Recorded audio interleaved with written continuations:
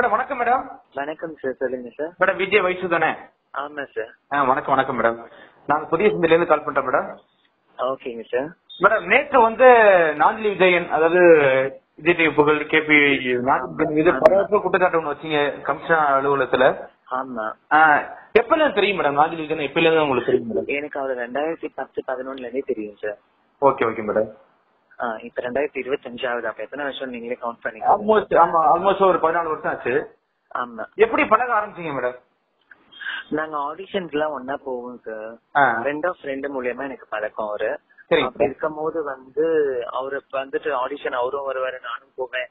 எனக்கும் அவருக்கும் ஒரே இடத்துல ஷோஸ் இருக்கும், டான்ஸ் ப்ரோக்ராம், அவர் காமெடி ஷோஸ்க்கு வருவாரு. இந்த மாதிரி மாத்தி மாத்தி மீட் பண்ணிப்போம். அப்படி இருக்கும் நல்ல பாண்டிங் எங்களுக்குள்ள, ஒரு நல்ல ஃப்ரெண்ட். எனக்கு அவரோட காமெடி சென்ஸ் ரொம்ப பிடிக்கும் அந்த டைம்ல இருந்தே. அதனால நான் அவர் கூட பேச ஆரம்பிச்சேன், பழக ஆரம்பிச்சேன். சரிங்க மேடம். அதுக்கப்புறமா ஒரு 2017-18 அப்புறம் தான் சார். Okay okay. எந்த அளவுக்கு மேடம் க்ளோஸா பழக ஆரம்பிச்சீங்க? இல்ல, நான் தெளிவா ஆல்ரெடி சொல்லியிருக்கேன்னு நினைக்கிறேன். ஒரு மனுஷியாவே வாழ்ந்துருக்கேன்னு சொல்லியிருக்கேன் சார். ஓ. அவங்களுக்கு எப்ப கல்யாணம் ஆனிச்சு மேடம்? அவருக்கு என்ன ஒரு 2.5 வருஷத்துக்கு முன்னாடி ஆச்சு சார். அதான் நீங்களே பொண்ணு பார்த்து வச்சேன்னு சொன்னீங்க ஒரு இன்டர்வியூல. ஆமா. இல்ல, நான் வந்து ஆக்சுவலி பொண்ணு வந்து பார்த்து சொன்னேன். ஓ ஓகேவா. நான் பார்த்துட்டு அவங்க வந்து எனக்கு அவங்க மாமியார் வந்து எனக்கு ஃப்ரெண்ட். அதனால வந்து நான் தான் சொல்லி அவங்களுக்கு சொன்னேன். Okay okay madam. ஆனா நீங்க இவ்வளவு க்ளோஸா பழகி இருக்கீங்க, இல்ல உடல் ரீதியாவும் க்ளோஸா இருந்திருக்கீங்க, அப்படிங்கும் போது நீங்க எப்படி நீங்க இன்னொரு பொண்ணு பார்த்து வைக்க முடியும் மேடம்? இல்லங்க, எனக்கு தான் திருமணம் ஆகல.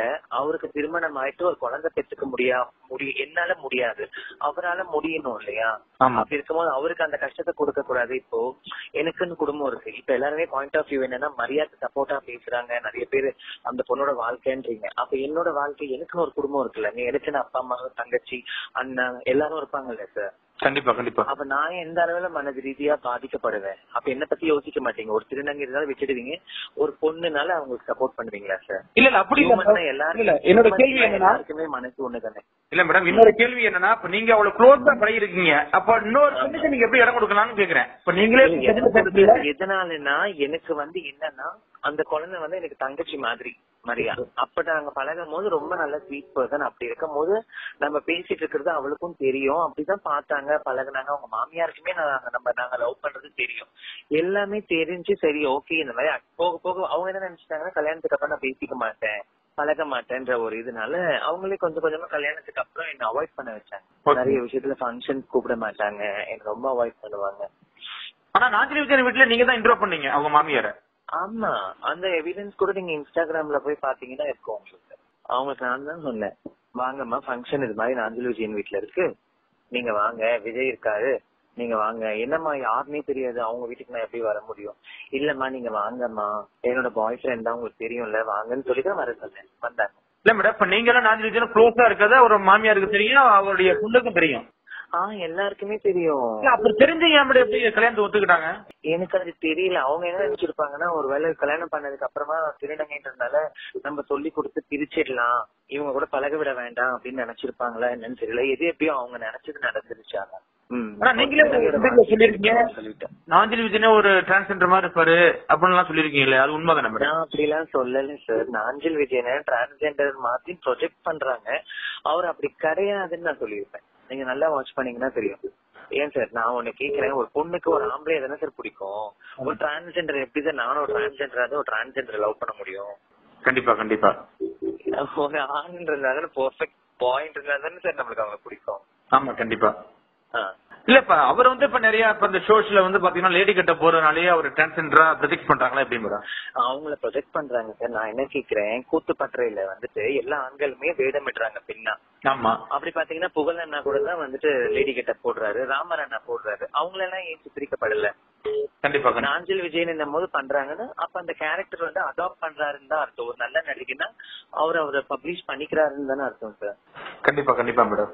அதுதான் நான் நினைக்கிறேன். இது ஒரு கலை சார். நம்ம ஒரு சினிமா துறையில இருந்துட்டு அவரோட கலையை தான் நான் பாக்குறேன் தவிர அதைதான் நான் விரும்புறேன். அவரை விரும்புறேன்றதுனால எனக்கு அவர் ரொம்ப பிடிக்கும். அதனால அவர் எது பண்ணாலுமே எனக்கு ரொம்ப பிடிக்கும் சார். இல்ல மேடம், இப்ப அவர் ரொம்ப அந்த அளவுக்கு ரொம்ப க்ளோஸா பிடிக்குன்னு சொல்றீங்க.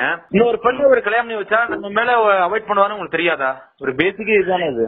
இல்ல பேசிக் இதுதான். எனக்கு என்னன்னா அவரும் நானும் முன்னாடியே பேசிக்கிட்டோம் சார் அந்த டைம்ல.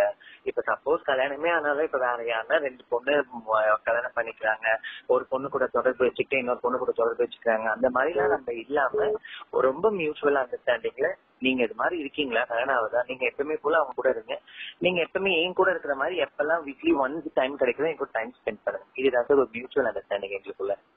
அப்படிதான் போயிட்டும் இருந்தது சார். இந்த ஃபியூச்சர்ல இது மாதிரி ஒரு ஏமாற்றம் வரும் நம்மளோட. இப்ப நம்ம தெரியாது சார் இந்த நிலைமையில இந்த இடத்துல நான் இருப்பேன். இப்ப நீங்க கொஸ்டின் கேக்குறீங்க, இந்த மாதிரி மீடியா பர்சன்ஸ் தான் எனக்கு கொஸ்டின் கேட்கும்போது நான் எவ்வளவு மனதளவுல பாதிக்கப்படுவேன் யோசிச்சு பாருங்க அந்த இடத்துல இருந்து. கண்டிப்பா இல்ல இப்ப அவர் வந்து இப்ப உங்க கூட இருக்குன்னு ஆசைப்படுறீங்களா எப்படி மேடம்?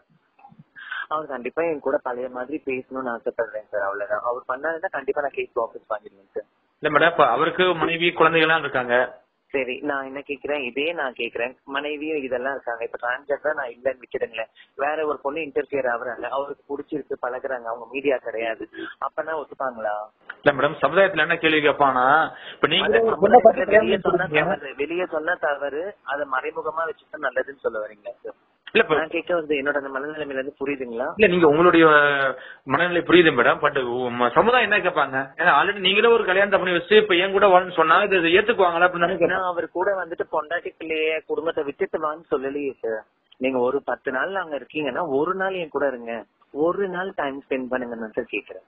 அது முடியாதா சார்? அப்ப முன்னாடி பார்த்தவருக்கு இப்ப பார்க்க தெரியாதா சார்? நான் ஒன்னும் கல் நெஞ்ச காரி கிடையாது. ஒரு வாழ்க்கையை, ஒரு பொண்ணோட வாழ்க்கை, குழந்தையெல்லாம் விட்டுட்டு நீங்க வந்து என் கூட தான் வாழணும்னு நான் சொல்லல. நான் சொல்லிட்டேன் அவர் என் கூட பழைய மாதிரி பேசி என் கூட போன்ல பேசினா கூட போதும் நான் நினைச்சேன். புரியுதுங்களா? இல்ல உங்களுடைய ஆதங்கம் புரியுது மேடம். இதை வந்து அவர் மனைவி ஏத்துக்குவாங்களா?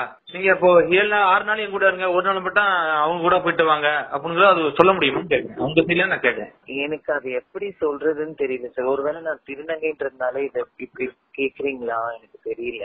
எனக்கு இதை எப்படி சொல்றதுன்னு புரியல சார். இல்ல மேடம் இப்ப நீங்க ஆரம்பத்திலே ஒரு தப்பு பண்ணிட்டீங்க. ஏன்னா நீங்க நான் ரொம்ப க்ளோஸா இருக்கும்போது உங்களுடைய வாழ்க்கையை அப்படியே கொண்டு போயிருக்கலாம். இப்ப நீங்க தான் ஒரு வாழ்க்கையை தேர்ந்தெடுத்து கொடுத்துருங்க அவங்களுக்கு. ஆமா சார், குழந்தை வேணும்ல சார். குழந்தை வேணும்ன்றதுக்காக தானே சார் அப்படி பண்ணது. அந்த தப்பையும் நான் தான் பண்ணேன். அதுதான் ரொம்ப வருத்தமா இருக்கு. தப்ப நான் ஏன் முன்ன பண்ணேன் சார். இப்ப எந்த அளவுக்கு ஃபீல் பண்றீங்க மேடம்? இப்ப எவ்வளவு நாள் ஆச்சு அவர் பேசுறது? அவர் பேசி ஒரு 6 months ஆயிடுச்சுங்க சார். ரொம்பவே மைண்டாவே ரொம்பவே கஷ்டமா இருக்கு. அவர் என் கூட பேசினா போதும் சார்.